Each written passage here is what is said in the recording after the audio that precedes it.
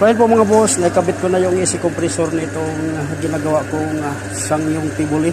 At ayun po makikita natin, nakakabit na yung dalawang adapter, yung high side at low side dito sa charging port. So ayun po, ito yung low side, then ito yung high side. At ang gamit ko dito ay AC machine. So ayun po, kasalukuyang nagbabacuum tayo dyan.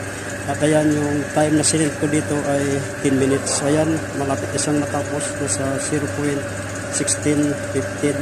Ayan po, yun yung remaining time sa vacuum.